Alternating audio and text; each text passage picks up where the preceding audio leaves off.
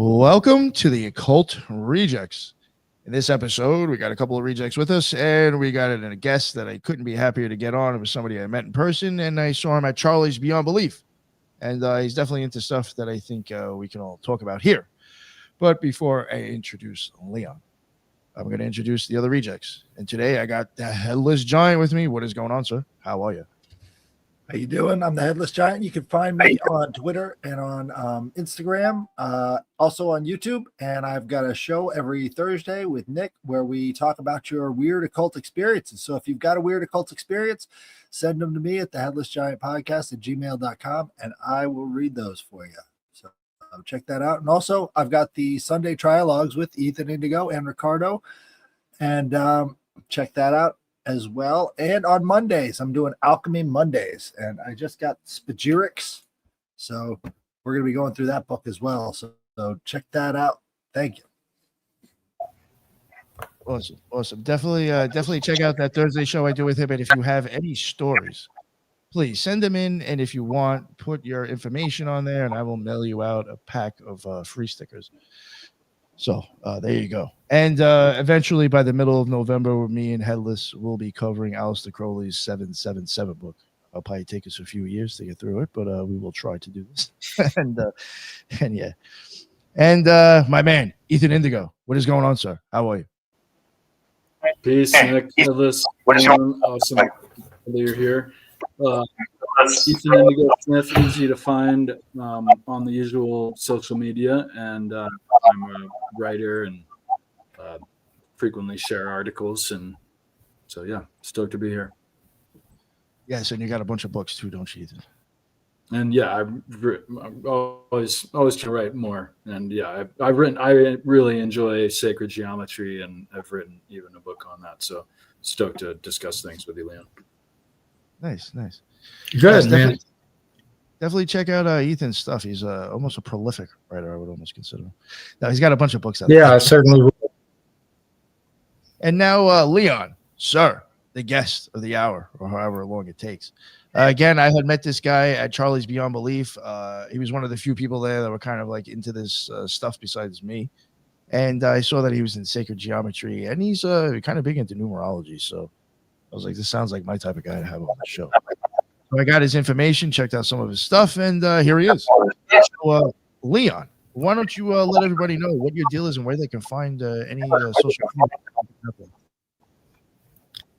Yeah, sure. I've got the Instagram page. It's my name, Leon Bowsky. I've got a website that's Sacred Geometry Numerology, and emails. The Instagram is growing. I've come down to South Florida about 4 months ago from Europe, and I'm doing lectures right now at Hippocrates Health Institute, which is right next door to me where I'm staying in West Palm Beach, and doing readings there, doing readings at Spirit Fest events. And then I'm going to one this weekend. I don't know if you all know about it in Sarasota. There'll be a Spirit Fest event there, 2-day event. And then I did this Body and Soul event with people that also have a podcast, Bruce and Lauren. And staying really busy right now. It's been a good place to be. Yeah, no one. And I do readings. What I do. Keep going. And I do it, Ethan, you might be interested in this. What happened is I became aware that I understood numerology, which isn't that difficult. And then I also became aware that no one had taken numerology and put it in the feminine, in sacred geometry. It was always linear. Like we could talk about numbers forever. But I wanted to talk about numbers in a circle. And being a child of the 60s, I knew about mandalas, I knew about horoscopes, I knew about the Wiccan circle, the medicine wheel, everything was circular. So somehow God answered my question, and I was unable to put a person's birth date, the numerology, in the circle. And what made that work was being able to be clear enough to see what was apparent. And what was apparent was the circumference of the circle was 120 years.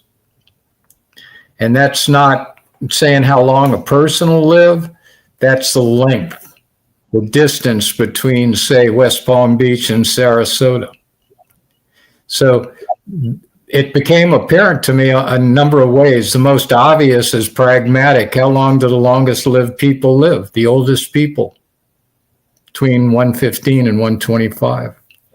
And then, through tradition, people wish upon each other, may you live to be 120.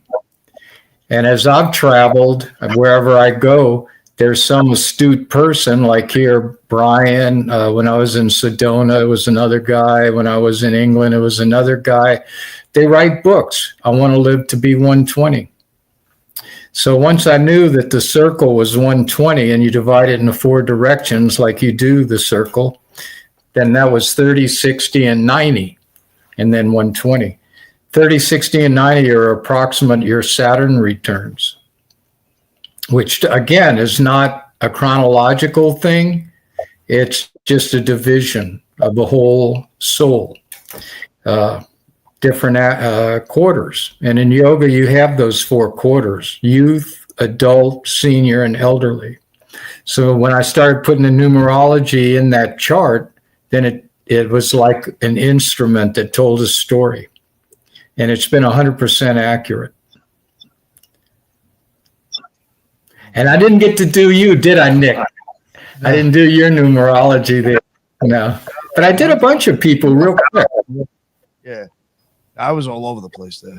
I was in Yeah, I didn't expect to do readings there. I didn't know what to expect. But people like you, it was mainly vendors that approached me.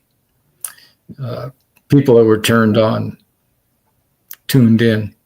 Yeah, there was actually, I would tell you the truth, I was a little surprised. I mean, I don't know how you would call it witchy, occult, and magical, whatever. There was a decent amount of people there that were kind of like would fit into those categories more than I expected. There was a couple of witches there. The chick with the singing bowl, she was singing new praises the whole time. Jessica, I think her name was. Jessica. Yeah. She was like, "Oh my God, you got to go over that guy." This guy blew my mind with this number stuff. Shit. But, what I've done is turned to be pretty helpful for people, insightful. I don't claim it to be psychic. Like I say, it's just an instrument, and it's an accurate instrument. It's interesting. Go ahead, Nick. Go ahead. No, you go ahead, Ethan. Go ahead. I was going to say it's interesting your design of the 4-quartered circle corresponding with the 4 aspects of life. That, as you point out, that's something that we see in many different cultures carried through. I've also seen or heard rather about how as we age, we kind of sometimes we'll get stuck in one way or another, but we'll go through our base chakra for 7 years and then into the next chakra and kind of spend like 7 years at a time going through these not that we're stuck in them, that's our focus, right? Like as a baby, we just have needs, and it's kind of like base needs. And as we age, we go through the chakra system. I wonder if you have any thoughts on that. Yeah, a lot of them. Like when you all mention Aleister Crowley, I know the name, and then you mentioned the book 777. It doesn't matter what discipline you're in, it's going to be 7 steps of completion. And again, that's like the 120. Look at that man. Yeah, that's the obvious, because how many days of creation? We're talking about creation, 7. How many days of the week? 7. How many chakras? 7. How many colors in a rainbow? The whole gamut of color, 7. So 7's a number of completion. And I'll just tell you this, since we're all males here doing this, you don't want to argue with a woman that has too many 7s in her chart. Very intuitive. Women are intuitive anyway. A woman with a 7 in her chart, and I've encountered a lot of them in my life, they're very intuitive people. So it's a number of creation. It's someone that knows all of the aspects. And again, it doesn't matter, where we're going and reading, we'll see the 7 steps. So you're entirely correct, Ethan. And that's how, and it cycles. Like you said, if you want to look at the Saturn return, you got 4 7s, and then that's approximately it. You can hear colloquialisms like the 7-year itch. My wife doesn't like me to get so personal, but my wife left me 7 years to the week, almost to the day that we met, and she's back. But 7 is a cycle. 7 is definitely a cycle. 7 steps. Oh, that's it. Yeah, I've even noticed The a lot. other numbers also. Huh? Sorry. I just want to mention real quick, Leon. No, go. Something I've even noticed, though. You had mentioned like the feminine and putting stuff into a circle. I know kabbalistically, the 7th sphere would be associated with the female, but there's even been plenty of times where, like, even in the Voynich manuscript is one example where you will see like 7 women, like you'll just see like 7, like in some sort of like feminine kind of replayed over and over and over again. So I do find, and the color green is always used as well, which goes with Netzach, which is the 7th sphere on the Kabbalistic tree of life. So I guess I kind of get what you're saying. It's like I think sometimes 7 is almost like the whole. Everything has been encapsulated and is in form. I'm saying kind of like. Yeah, like the 7 days of creation. I mean, that's the whole creation, So yeah, 7's got that vibe to it. All the other numbers do too. They have a vibe. Like 1, if I see a guy or a person with 1 in their chart, they're going to spend some time alone in their life. They might even, have their personality is such that they want a certain amount of solitude and independence.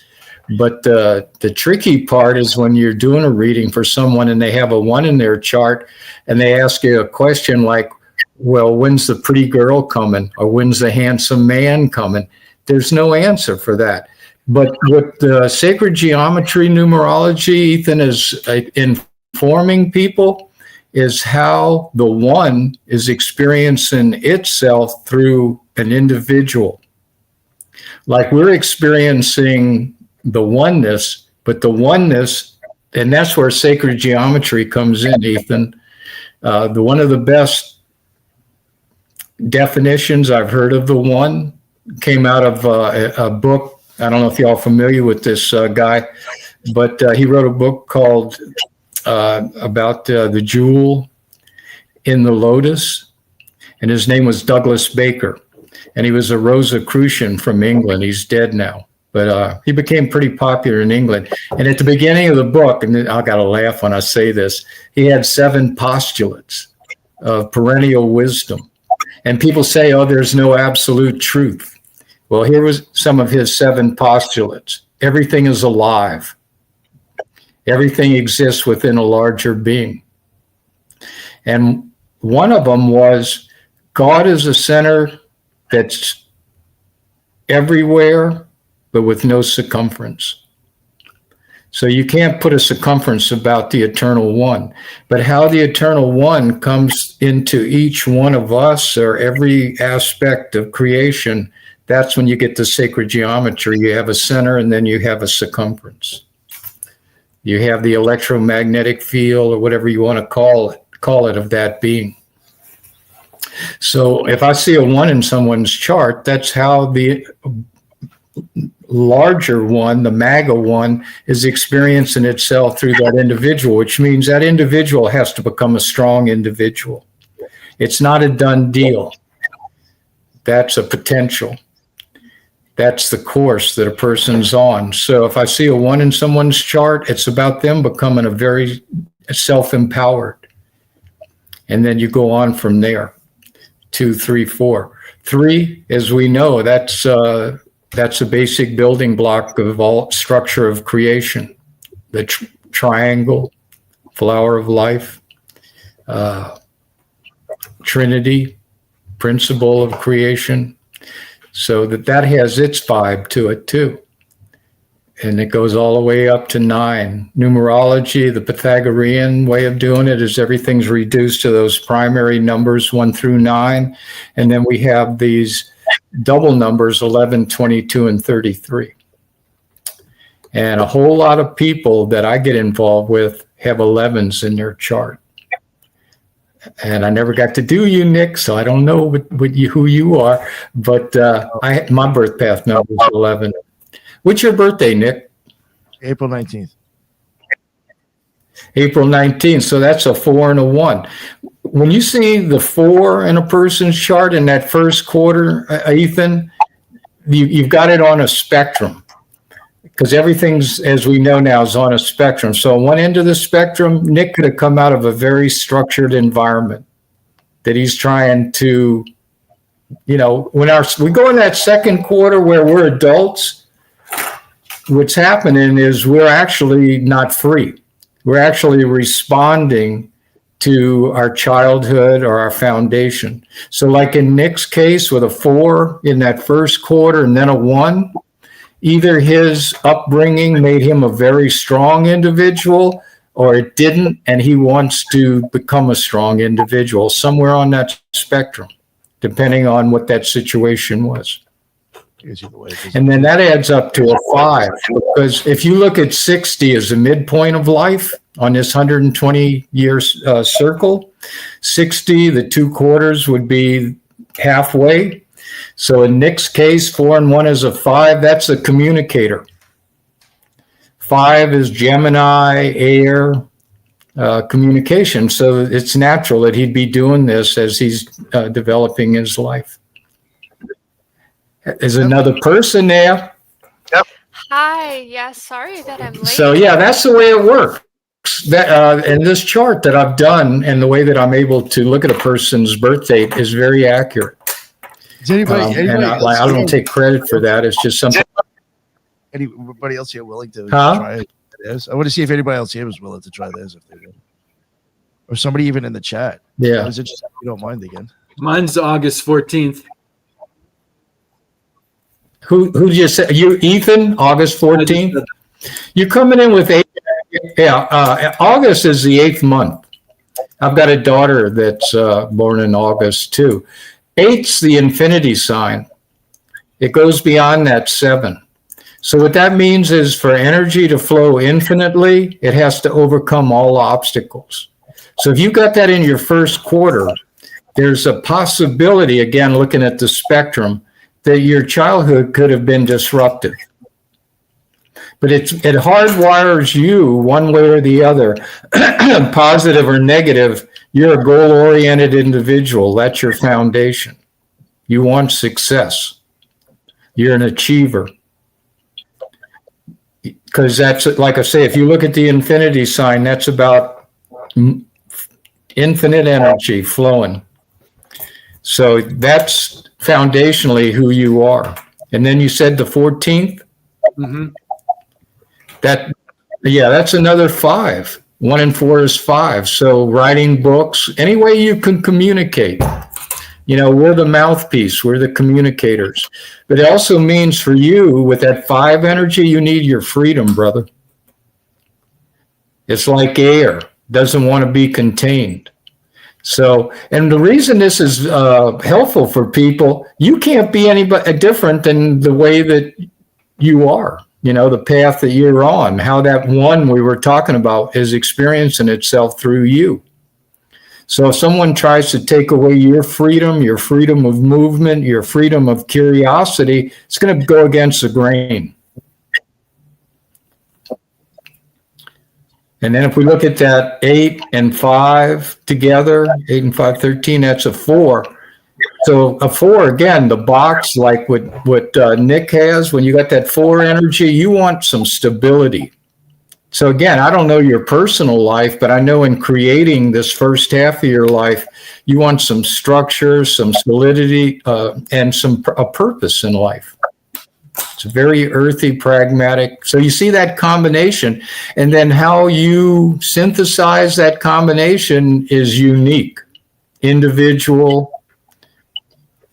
You're going to find your own expression. So there could be a lot of people the same birthday. That all rings really true, resonates. Thank you for sharing that. No, I love, Boo, I love doing it. I asked every waitress, every gas station attendant for years until I got to this place.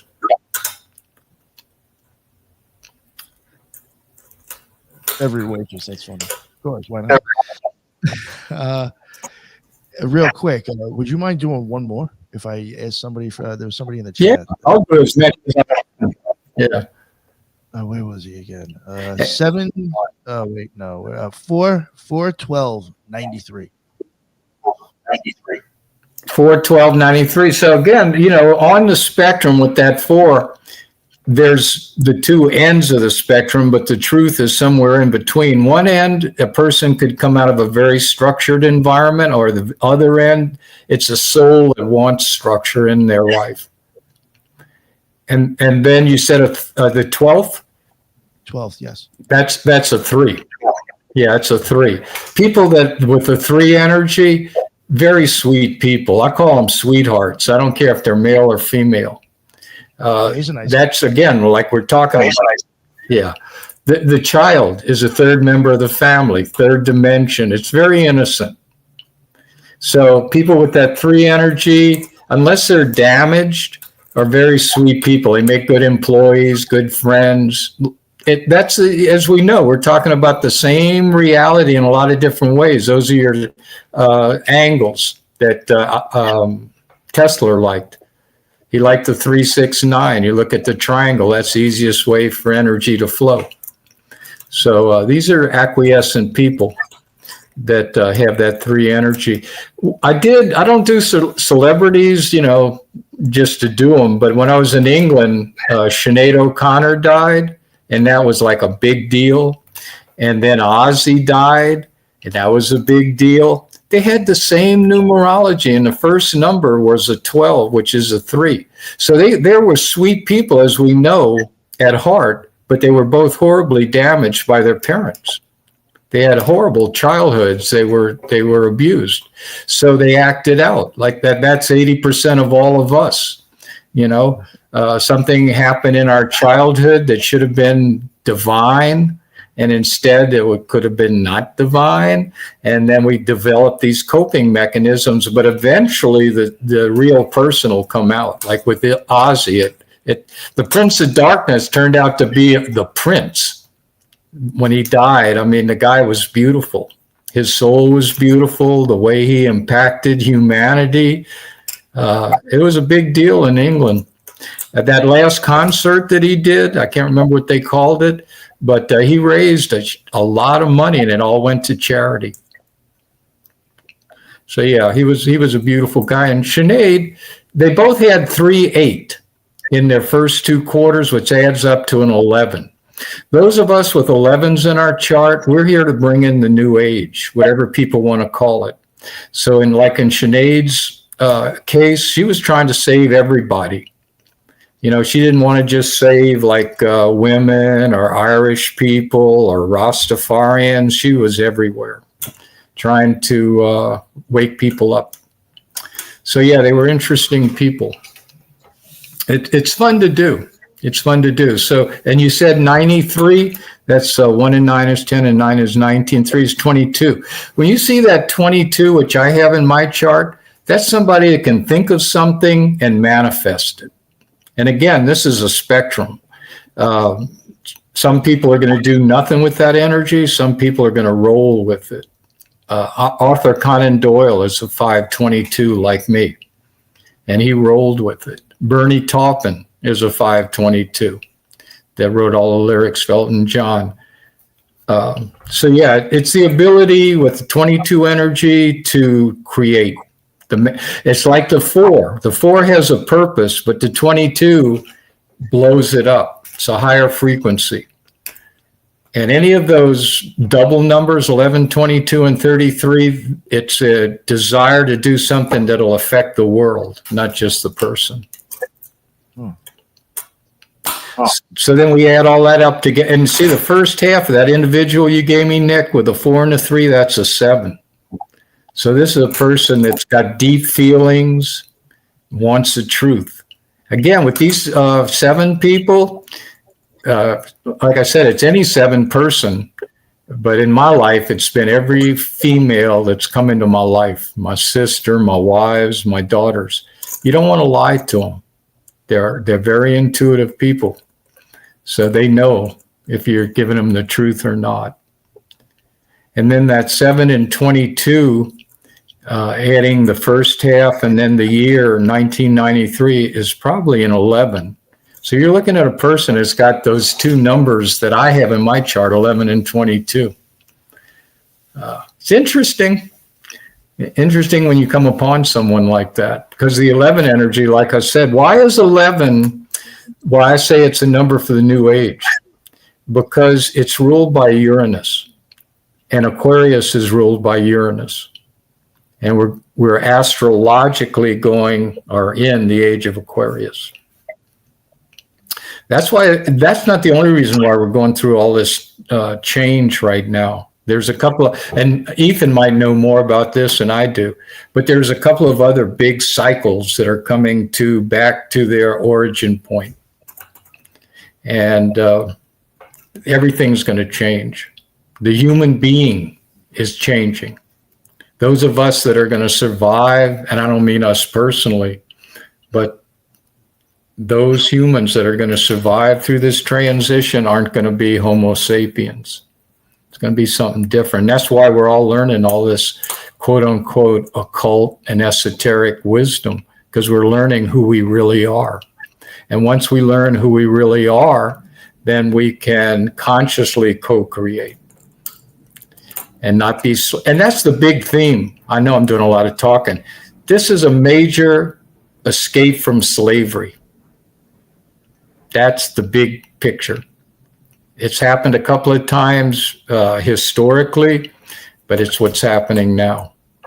We're divine individuals. We're not anybody's slave.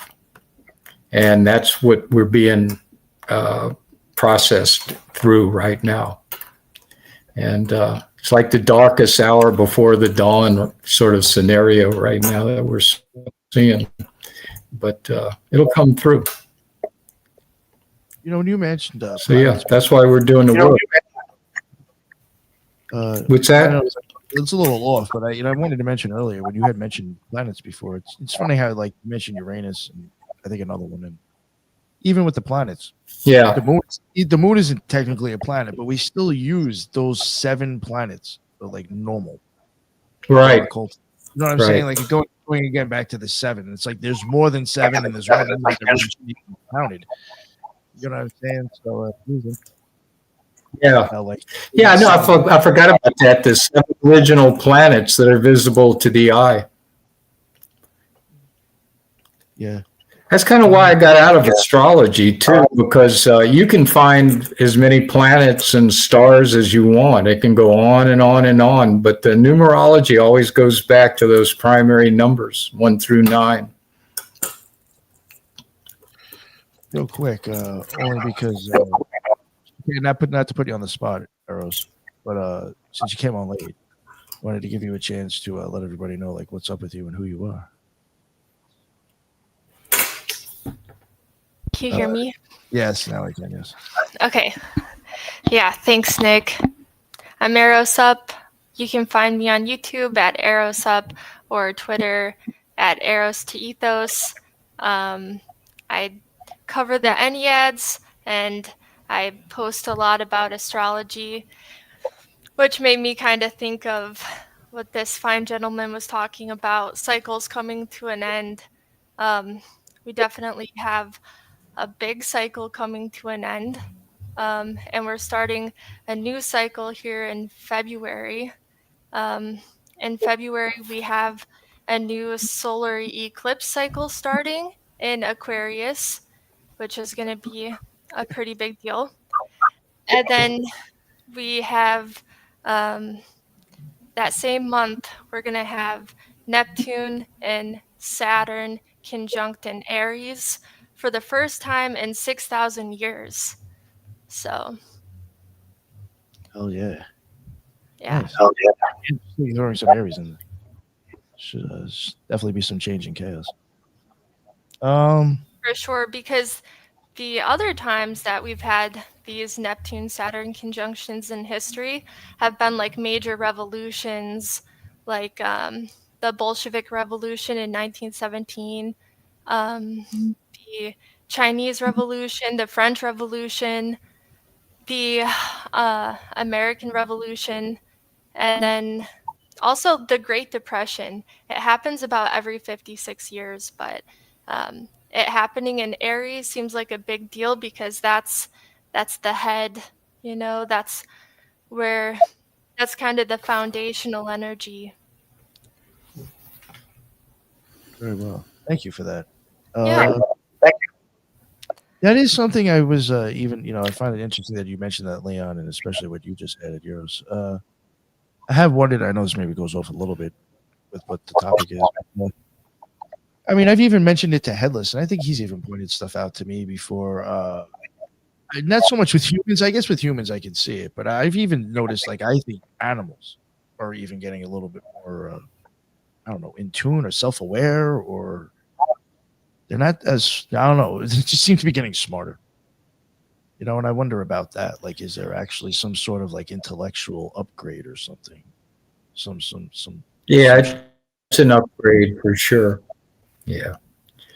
And none of us, I don't think, can see the complete picture, but I think we're all aware of what this energy is, feels like and where it's leading us, but we're becoming conscious. And what we're doing right now, I'm an old child of the 60s, and a lot of people, don't have a really good perspective on that. But think about this. So much of what we're doing now came out of the 60s. What people are enjoying now as far as nonconformity and bringing in this new vibe, we got all that information in the 60s, and there wasn't any internet. There wasn't any school. And within a couple of years, it was a drive to your computer, and it's got all the information in it.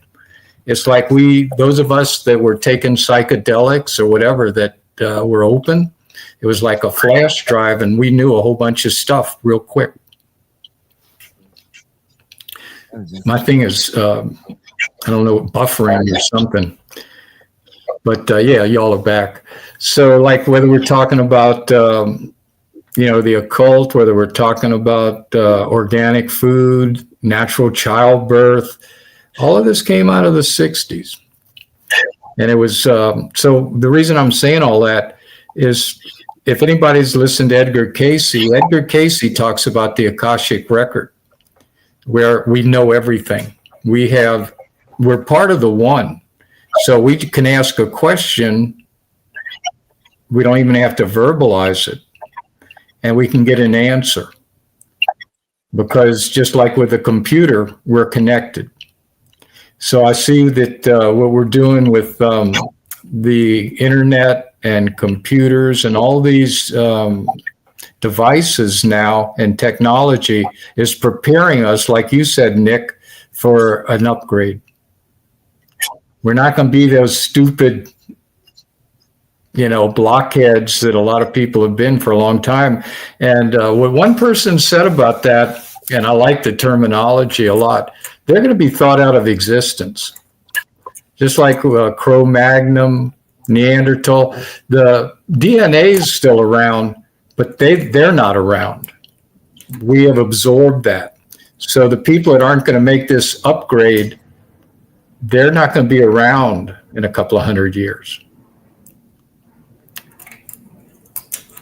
And that's why I think a lot of us are trying to share the information that we're trying to share right now, whether it's with our family, our friends, or like Ethan with his 5 energy, and we're just sharing it. putting it out there wherever it'll stick, wherever we'll listen. When it comes to the Headless, did you want to say something? Yeah, I was going to mention Rupert Sheldrake in the morphogenic field is getting a lot more attention nowadays, which is talking about sort of this resonance effect that happens between information and living organisms as well. So it's kind of like the more people become aware of this stuff, the greater ability we have to interact with it. It's almost kind of like it's spread. That's true. And that's like the 100th monkey thing. Yeah. And that was Rupert Sheldrake, right? That wrote that. I met his son in Totnes. He's into mushrooms big time. And he wrote a pretty successful book about it. But yeah, if you go back to the mycelium, same thing. The mycelium, which is like the network that's underneath the ground, it's connected. Everything is totally connected. Shit is wild. So yeah, it's pretty interesting. We're learning all this. You know, we know things now our parents didn't know. Even people that go to college, they get out of college, they don't know this. Yeah, when we start talking about this stuff, obviously, like I'm assuming you have seen it. You see this stuff done in the past in other cultures and in art, occultism and symbolism, correct? Like it's almost as if we're relearning something, right, over and over and over again. That's exactly right. It's returning us back to the intelligence of Mother Earth, which indigenous people, first world people never got away from. But we're doing it now with this Atlantean technology. And hopefully we don't do what they did in Atlantis, where they misuse the technology. And we see that possibility right now, where things can get destroyed. So I don't know how it's going to work out, but I got a lot of faith in it, because it's been prophesized that we are going to go into this golden age, and this age of peace and love. Otherwise, us hippies were full of, I ain't gonna say the word, but we believed it, and we brought the vibe down, and that's what it is too, Nick. I think the vibe's there, and it's up to individuals to bring, to anchor that vibe, or to bring that vibe into reality. And that's what we're doing. Well, we've had other periods in history of major cognitive advancement. If you look back at the 500 years or so, with Plato and the philosophers over in Greece, as well as all the way across the Middle East into China, you had about 500 years, starting around the time of Buddha, with this age of philosophy. And then things transition very quickly after that. But you see these synchronous events sort of taking place all over the world at the same time. And there's no real reason for it other than, maybe there's some other energy entering into the atmosphere. To that point, I was going to ask what you guys think, and especially Leon, what you think about, well, let me preface it with the idea that plasma energy dispersed into the universe kicks up our consciousness, instigates growth of consciousness is a theory, and that this 3I Atlas comet is coming through, and supposedly one of the effects is going to be that it's going to kick up a bunch of plasma energy. And maybe if that is true about the consciousness and plasma, it's going to, who knows what kind of effects on the planet. I just wonder, I know it's far out, but hey, you're talking about the 60s, so. It doesn't sound far out at all. No, it doesn't. There's a lot that came out of the 60s, because I lived through that. I was in the military from 63 to 68, and I was a regular dude. I was a young dude. I was a very regular dude. Eating 2 steaks, on steak night. I was in special forces, very conventional, just enjoying my life. Well, you all know what it's like. No, I didn't have to. Luckily, being a survival instructor, I was stationed in Spokane. But everybody that was on flying status had to go through the survival school, and then they put them back on flying status. So yeah, that was fortunate, because we had to cross train at that time to get into survival, and it was called air rescue survival. So if I would have gone into air rescue, yeah, I would have ended up in Vietnam. I might not be talking to you, but I ended up in survival. But by the time I was getting out, we were already turning on. I'd already started smoking cannabis. I was listening to Jimi Hendrix and, everybody, Bob Dylan. I turned down $50,000 in '68 to get out and be part of the counterculture. And within a year, in early '69, I'd taken 2,000 mics of pure Osley LSD on my first psychedelic trip. So never looked back, from then. But yeah, that's the thing that I wanted to share. That's a little personal stuff. Is what, reflecting back on it, we were the first generation, and I share this with people. There's always been incredible turned on people. There was never a turned on generation in the history of recorded history until the 60s. It didn't matter where on the globe a person was. All of a sudden they understood the Beatles, they understood Dylan, they understood psychedelics. It was, like I say, it wasn't anything that was shared in a conventional way. It was a download from spirit.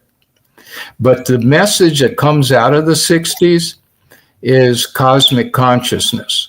That wasn't a part of language up until our generation.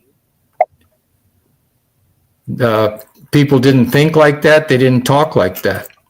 So what I've seen happen in the last 50 years is that just what we're talking about. We understand we're part of the galaxy now. We're part of the universe.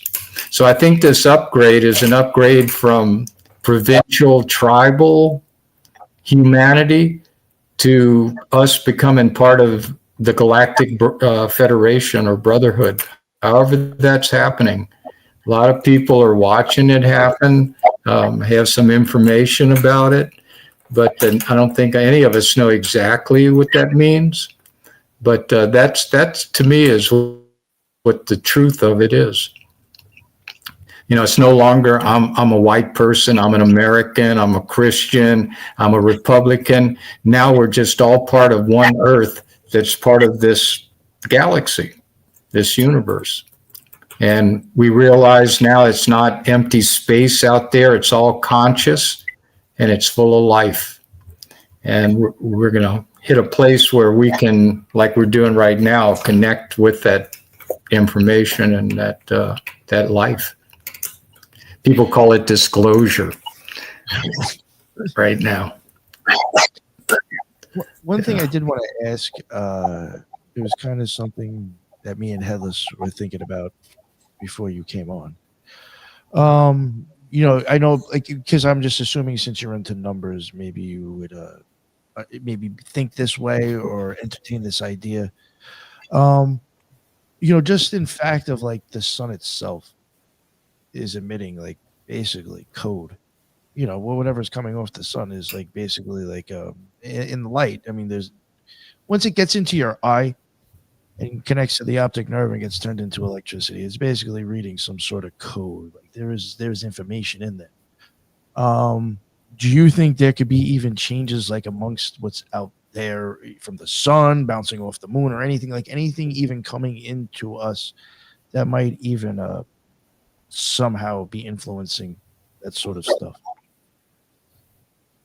Yeah, right. I don't think we're dreaming this stuff up. I really don't. I don't think we had the ability to do that. I think it's something that's coming from that larger being. Everything expands, consciousness expands, and there's a larger being that we're part of, which is Solaris. Whether people want to argue about it, we're all part of Gaia. Where Gaia goes, we go. And where Solaris goes, we go too. Gaia goes. And then Solaris is part of the Milky Way, it's part of some galaxy. So where that goes, we go. So everything's connected like that. So yeah, and it's all information, brother Nick. It really is. We can turn it into math, whatever, but that's what's happening. It's total information.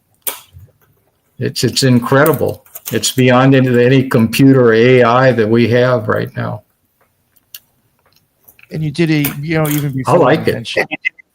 Mentioning sevens, and you're talking about the Earth. I mean, it's not 7 on the dot, but even the frequency of the Earth is 7.83. So I found that to be like Yeah, do y'all listen to Robert Edward Grant ever? He's a pretty sharp guy, and he's a polymath, but I can't follow him because he's more intellectual than I am. But all measurement, all time, distance, add up to a 9. If we talk about 360, 3 and 6, that's a 9. So 9's a number of 7's a number of completion. In one sense, 9 is that number that everything culminates into is 9. I'm not really sure why. I do know that 9 is complete expansion.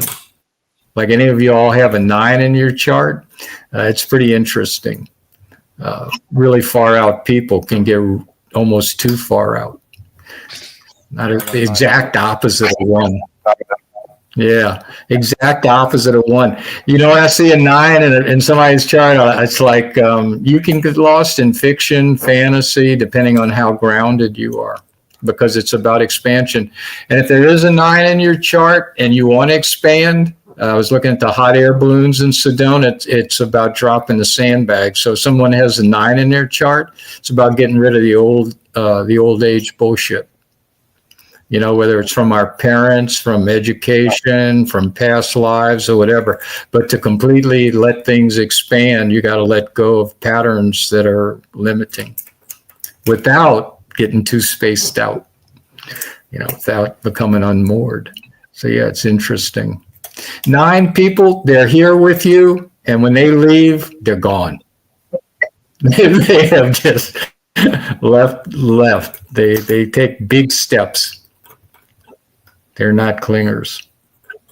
Did any of you have any other questions before I keep asking? Because I do have a few things. Or did anybody want to say anything? I don't want to keep going. I'll pop in there. So an interesting part about the 9 is there's a connection between Gene Roddenberry and ancient Greece when it comes to sort of this futurist vision. So if you go back to the theogony, those stories about the gods were told to the writer by the 9 muses. And so those 9 muses sort of ushered in this new age of polytheism and all the rest of this stuff with the theogony.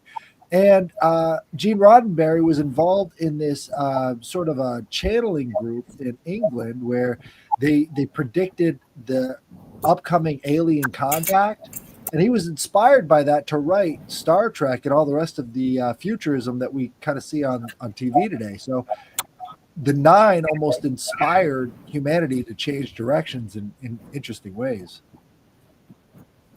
Yeah, it's beautiful. Yeah, because just exactly what you're saying, brother. The 9 is about that expansion, total expansion like that. And there's other aspects of that 9 energy, but that makes a lot of sense to me. It really does. There are people that want to go to the border, to the extremes. Like my daughter is August 9th. So when we go to the playground, she goes as far as she can. She doesn't cling. She goes out there. So that's what that 9 energy is. So that makes a lot of sense to me. And what's beautiful talking to people like you all is you all have some background information that I absolutely do not have. I've only learned what I've learned, but all of us together, and that's again part of that 60s vibe. We would sit around, not like our parents, talking about conventional stuff, but we'd hit some cannabis, get high, and then we'd start sharing information. And that's been going on since then. So yeah, it's beautiful. in the past, people were more monothematic in their thinking, where the 60s, post 60s, everyone was all about synthesis of all these different great ideas, bringing it all together, right? Yeah. And, the beauty of it, again, like I said, it wasn't us. Because I remember Dylan saying a little while ago, he said, I can't write that shit anymore. We're channeling this stuff. Like right now, what we're doing with this information, I mean, we got some stuff that's stored in our brains, but we're just channeling this life, this cosmic information. It's happening right while we're talking. I had Tommy Chong on once, and I had asked him, I forgot what I asked him. Something in his answer was that he gets everything from channeling. He's tapped in. He's channeling, and that's where it all comes from. Something kind of like it's true. From or something. Yeah, I when I first heard that word back in the early '90s, I hated it.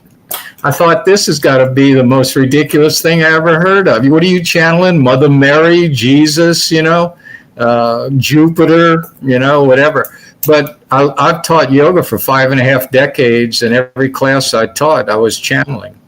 Yogi Bhajan, who gave us Kundalini Yoga, he didn't read a script. He was channeling that energy. And if you want to just do something that's like teaching a class or something hell, you can go out in the middle of the ocean and stand on a life raft by yourself and teach a class. Otherwise, it's fresh and you're channeling it. So yeah, that's it's interesting how that's all happening. But yeah, they channeled the music. I mean, you don't see Paul McCartney writing what he wrote back in the 60s. He's singing the same stuff, but he's not channeling the same energy at all. And yeah, Cheech and Chong were brilliant. Absolutely brilliant. I don't know how they came up with what they did. Look at George Carlin, what the information that came through him. Just channeling a whole bunch of truth and turning it into comedy. Speaking of channeling, the remote viewers point to nines as being symbolic of humans. So when they'll do little ideograms when they're doing their channeling, and a 9 is a person, and it's similar to like we're in the womb for 9 months and so on. Just to add. Sorry. That's true too. I never thought about that. The 9 months too, and then what you shared with me about the 9, what was it, sirens or muses? Yeah, that's really interesting. Yep. Yep. Well, that's where we get the word music from.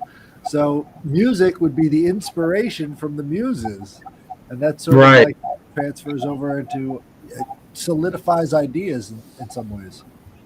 So, like, as just a common dude, if some woman is playing music with that 9 energy, you're gone. You surrender. You're going to have to let it go. 9 is also Nick, what is this? Like, it looks like a play button in the middle of this screen here. Should I hit that? Oh, I don't know. For what? I don't even know what that's at. Yeah, I don't know either. Because like right now, none of y'all are moving. I can hear everybody. Oh, you're good. Okay, I'm afraid to hit it. No, you're good. Just wait for us to come back. As long as you can hear us. Okay. So, Eros, you were going to say something? Oh, I was going to say, yeah, number 9 is associated with Jupiter, too. And Jupiter is also associated with 3 because it's tilted at 3 degrees. So it's like, is it representing expansion from 3 to 9?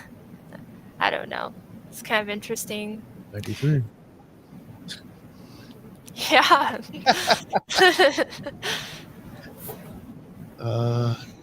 That's interesting. I did not know that about Jupiter. 3 degrees.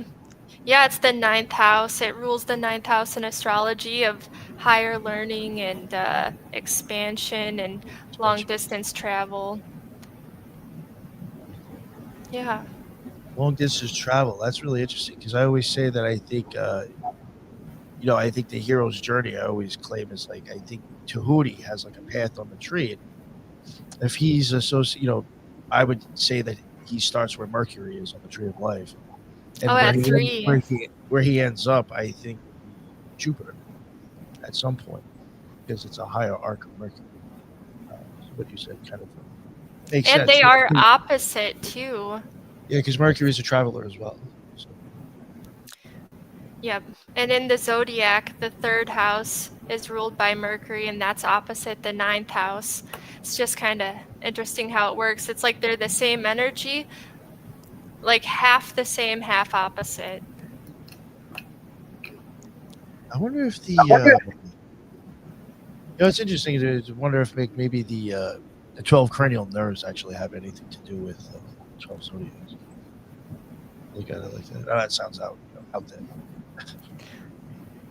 There are no coincidences. Yeah, no, because a lot of the messages, again, like I have even covered certain things. Like my opinion, I do think sometimes angels might actually be nerve systems, because they're sending messages. So I just wonder when it comes to physiology or the occult, sometimes could angels or messengers actually be your nervous system? So looking at it like, and then again, that would have to do with the messages and the back and forth. Sorry to nerd out on that one. I'll make more sense of it one day in the future. Try. There was before we had mentioned like expansion and like the one and like the I guess the surrounding.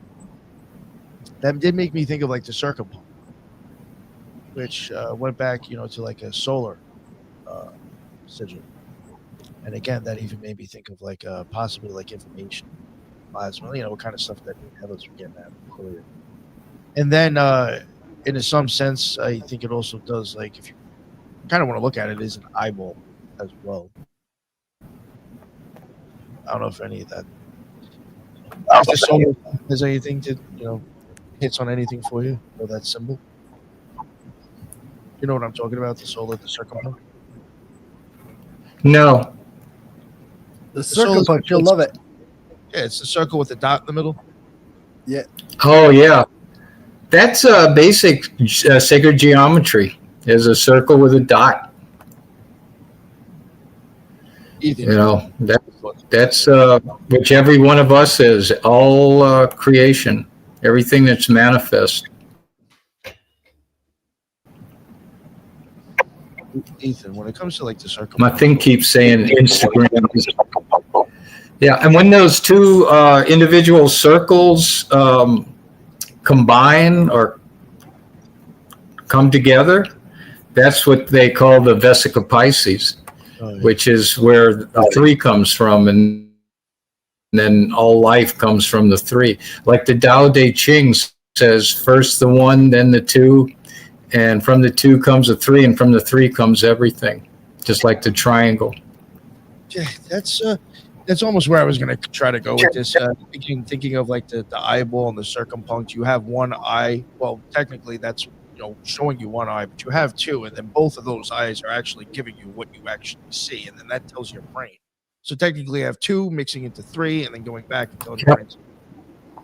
So I even see how like the 1, 2, and 3 become even 3 eyeball with the. That was a little out there. Yeah, it's all interesting. Teaching yoga for so long, when you turn inward, when you're teaching yoga, you realize your body's forming a bunch of triangles.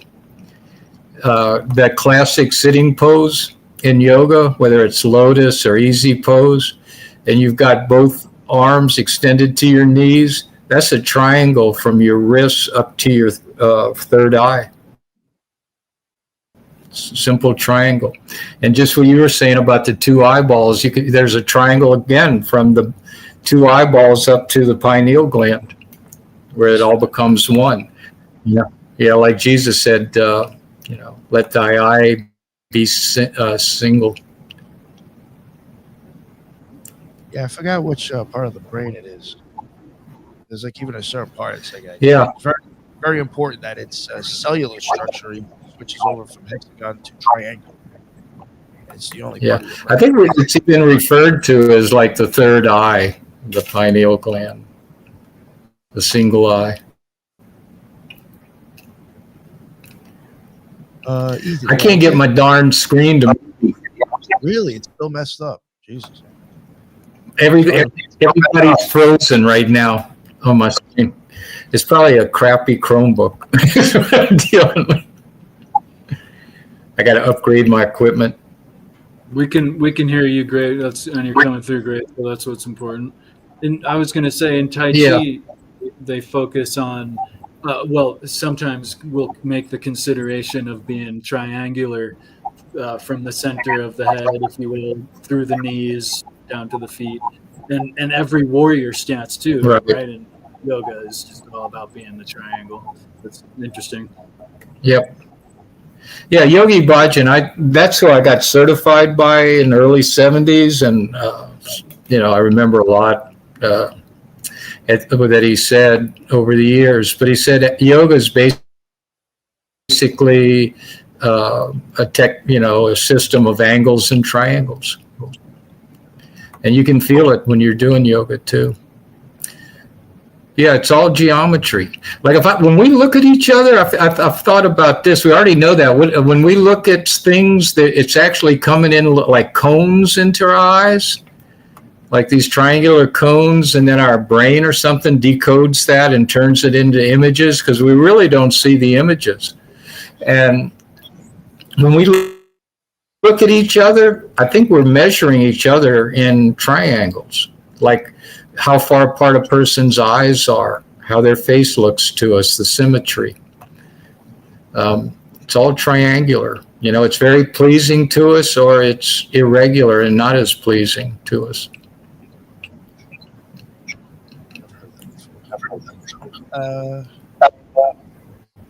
Is there anything else anybody wanted to ask or bring up? Eros, I didn't want to put you on the spot. Was there any other cycles that you knew, or was that like the only one that's kind of big one that's happening right now? I wish I've come across a couple, but I know that this is like major. Like it's not like the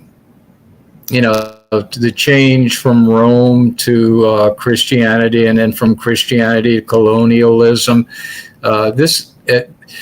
There's stuff that we're collectively understanding, like a lot of people, and I just found out about this a couple of decades ago. Greg Braden really believes it, or has introduced it, Drunvalo McKelzadek, people like that. But they postulate, or whatever the word is, that about 200,000 years ago, we got a serious upgrade. And it was a cosmic intervention where some of our DNA was fused, because we're not primates. There's a big difference between Cro-Magnon, Neanderthal, and who we are. And it happened all at once. So this is something else like that. And I'm not really sure what it is, but I know we're on the verge of it. I feel like that Martin Luther King and Moses story where I see the promised land, but I'm not going there with you. I think those of us in this generation now, we're getting a hint of where things are going, but there's really no way to see what the conclusion is, where it's headed. But I know it's a major change from what's been happening for the last 200,000 years. And we only have about 10,000 years of that of recorded history. But what happens, and I tune into the 7 again. And, we were talking about the 7, the Native Americans with the 7 generations. So if we think 7 generations from the 60s, we're into like the 3rd or 4th generation right now. So think about, 3 more generations. I think it's going to wipe out what we've known, business as usual, and it's going to be a totally different reality that people are going to be living. And me being almost 80, I don't think I'm going to see it. I'm going to see it happen, but I feel the change happening too, for sure. But yeah, that's whether it's the 26,000 year cycle that's coming back to its origin point, because everything spirals and comes back to its origin point. So I think that's what's happening is some of these major cycles that could be very lengthy, very far-reaching, are coming back to their origin point and getting ready to go through another cycle, a more expanded cycle. Cosmic. Yeah. Eros, yeah, I was there any other ones that you had happened to know about or anything? I know I had asked. Well, we are in the age of Aquarius, and Pluto's moving through Aquarius, and that just started last year, and so that's like a 19-year cycle. Those are big transformative cycles, and with it in Aquarius now, it's definitely, that 11 energy, that Aquarius energy, like Uranus rules technology, electricity. It is that revolutionary spirit. So I think that there will be a lot of, it's just definitely perfect for the age of Aquarius. There's going to be a lot of technological transformation, revolution, or fighting back some rebellion for sure. And then also your Aquarius is also like goals, like in a sense of like community goals, like utopian ideals, I guess. I can see that.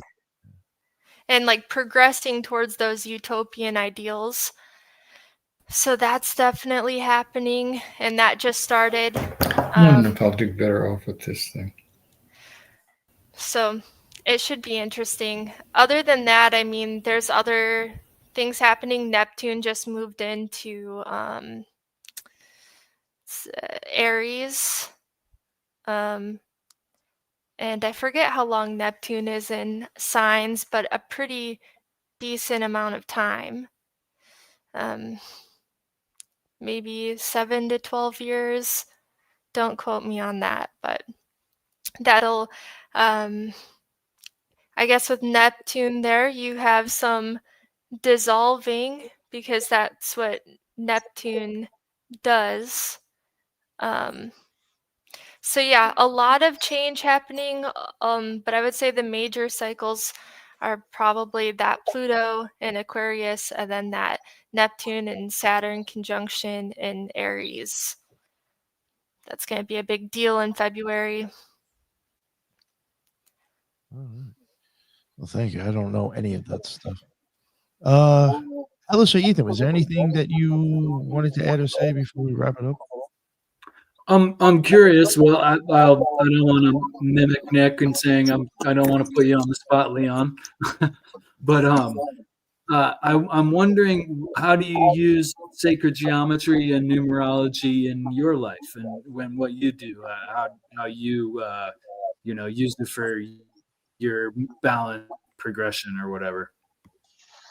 I'm gonna tell you honestly, as a person to person, I didn't know who I was. I used to think about things like, why am I alive? What is life? I couldn't figure any of it out.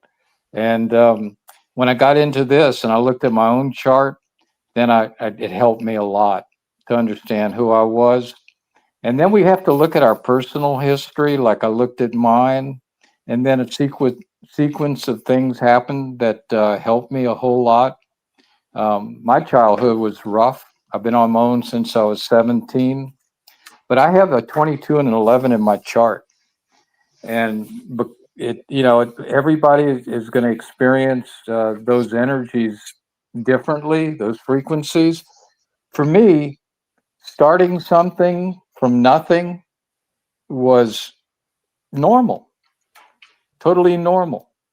I used to even have dreams about being in an aircraft, naked, and dropped into a canopy of nothing but green trees, and I was fine. So I've started businesses, I've started families. This numerology business I have, a couple of years ago, I sat down on the sidewalk in Totnes and I got a piece of cardboard and I wrote on it numerology and started taking donations. And now 2 years later, I'm lecturing at Hippocrates. So that's that 22 energy. And then my birth path number being an 11, we're freaks. We're nonconformists, like that Uranus energy. So then I understood that, there's no way I can be normal, be conventional. And then the rest of my numbers are 5 and 2. The 5 energy, which is the initial foundational frequency. I'm a communicator. I've been teaching since I was 17. I didn't plan on it, but when I got into survival, I became a survival instructor, and I was teaching. I was teaching survival to men that were older with more rank than I had. Then when I ended up in the yoga ashram, I was teaching. And I taught that for a long time, and now I'm doing this numerology, and I'm teaching too. So yeah, it helps to do your numerology and understand what that energy is, because we can't. To share some of this, especially with the Eros here. All of that energy is feminine. The only creative energy, the bulk of it, if I don't know how to put it in words, is feminine energy. We don't have babies. We're not born with eggs. We don't call it Father Earth. It's feminine energy. The purpose of masculine energy is to provide containment and a way for that feminine energy to just be. So that's where the numerology is right in the center there. So like in my case, it's 522 to 11. And that's my creative energy. So yeah, I've had to finally come to grips with that and understand who I am. So I wasn't so accusational about myself, so condemning self, whatever that is. And man, we could talk about stuff like this forever. The word Satan, it comes from a Hebrew word, Hasatan, and it means the accuser. And we all have that inside of us. We're accusing ourselves. So once you understand your numerology, you can kind of quiet that voice down and say, that's the way God made me. That's the way I am. That's my nature to be like that. So yeah, in my case, I had to accept that, what that means. So That's yeah, great. it's like, and what I've found is you only got one soul. So astrology, numerology, Ayurvedic dosha, human design, Mayan calendar.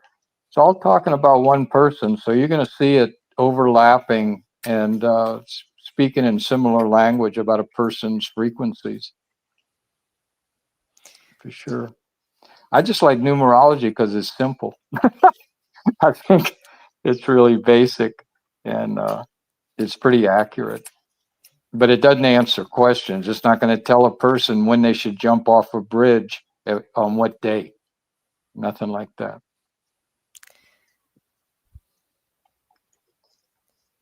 All right. I guess Eros and Headless and Ethan, you guys are good.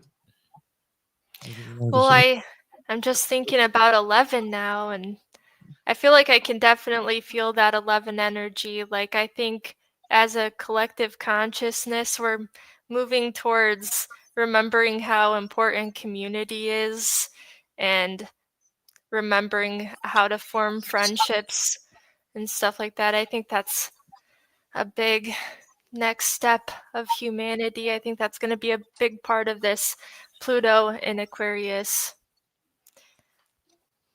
I know every generation too. That's really informative what you're adding there. Those of us from the 60s, Pluto was in Leo. So we're bold. We're center stage. The poster child for that is Mick Jagger with the black shirt on with the Leo symbol on the black shirt at Altamont. And now, like you said, Pluto's going into Aquarius. So that's bringing in the Aquarian age for sure. for everyone. And it's really nice to see happen. I wanted to add this, Arrow, so you understand it. In numerology, 11, if it was not one of what they call master numbers, would break down, reduce to a 2. 1 and 1 is 2. 2 can be any relationship, not just polarities, but it could be an imbalanced relationship like dominant and subordinate.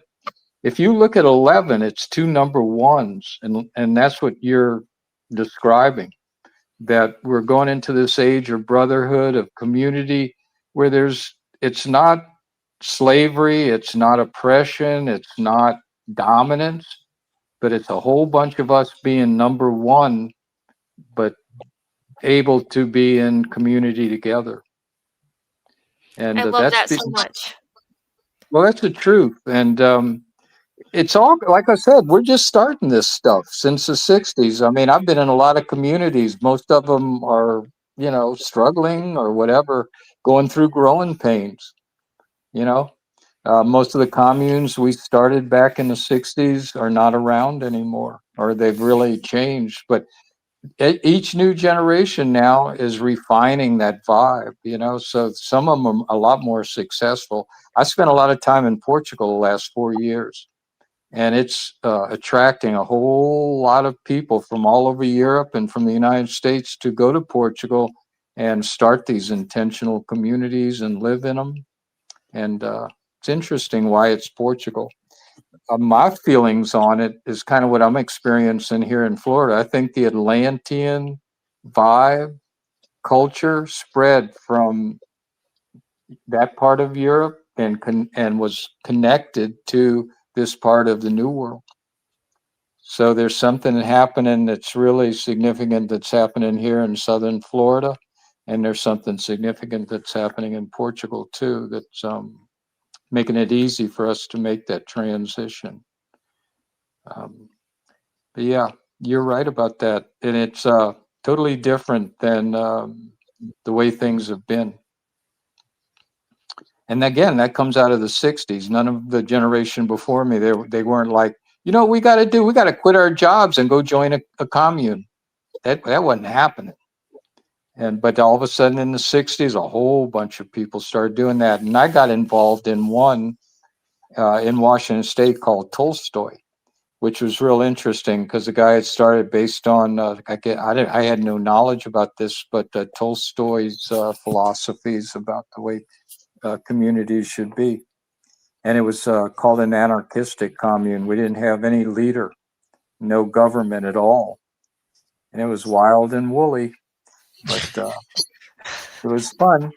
It was really a lot of fun. And that's how part of how I became a hippie. I was in the military. I went to a college lecture or event, and there were hippies there from Tolstoy, and they found out I could make teepees because I was a survival instructor. So we gravitated towards each other. And I ended up making some of the first teepees that were on communes, and then that kind of flourished for a while. But yeah, that's the way I see it. I don't see it as it's going to play out for individuals, but we're taking what we know from Mother Earth, from being humans for, as long as we've been humans, as long as we've been part of this Earth family. And we've got this technology now, which has hit, a really high peak, just like it did in Atlantis. And we have to fuse those two together and create something wonderful out of it. Because we don't want to be groveling on the dirt, and we don't want to be lost in some fiction. It's got to be a synthesis that's going to create this new human. Well said, sir. I think if anybody else has anything to say, or wrap it up, I'm going to let everybody plug their stuff before we get back to you, Leon, and I'll let you plug everything that you got going on. Euros, since you're here now, I'll let you go first. Please let everybody know where they can find all your amazing work. You can find me on YouTube at ArrowsUp, and you can find me on Twitter at Arrows to Ethos. Again, I cover the Enneads and I post about astrology. Yes. Thanks for having me, Nick. Of course, yes, and definitely check her out on the Occult Reject. She's done the Enneads with us twice. Maybe we could do that again in the future. Like that. But yeah, definitely check out his stuff, and I appreciate you coming on, Heroes. And Headless Giant, sir, you are muted. So whenever you're unmuted, let us know where you can send that mail to, where we can send those stories to. You can send your occult emails to us at headlessgiantpodcast@gmail.com and include those addresses so we can get you some stickers. Thanks. Oh yeah, thank you very much, sir. And Ethan Indigo, what is up, my man? Well, I appreciate you guys. That was awesome discussion. Leon, thank you so much for sharing all that, especially the esoteric lesson of Satan, right? The how we accuse ourselves. That's a great idea. I'm easy to find online, Ethan Indigo Smith, and I appreciate communication, anyone reaching out. So appreciate you guys. Thank you very much, sir. And last but not least, Leon, sir, please let everybody know where they can find you if they're looking for you. Oh, you know what? I'm sorry. My name, you got me? Yep. Okay. Yeah, on Instagram at my name at Leon Bowsky. I've got a website, Sacred Geometry, Numerology, and phone call. Just get if you know anybody wants their chart done that would benefit from it, please. I do video calls. I'll do the chart, send a picture, and then we'll do a live reading of the person's chart, which a person can record. And yeah, that's what I'm doing. And you got Instagram as well, right? What's that? You have an Instagram as well? Yeah, it's just at my name, Leon Bowsky. And that's where I'm doing a lot of communication right now. There's some brilliant people on Instagram that I'm communicating with right now. I could share so much more, but we'll do it another time, Nick. But yeah, a lot of us are headed in the same direction. It's confusing for some people, but it's going to become more clear. I call them juggernauts taking us into this golden age. One of them is veganism. Ugh. And a lot of people become argumentative about that, but it just basically means you don't kill. And then the second one's sustainability, like the Native Americans say, we're just visitors here. And then the third one is open sourced, which we're experiencing right now. So yeah, it's all good. Okay, sir. Yeah, I'll include those links in the show notes. And thank you very much for coming on. And again, thank you everybody for jumping on as well. Yeah, thank y'all. It's a pleasure meeting all of y'all. And thank you everybody that was in the live chat. And until the next one, everybody be well. Later.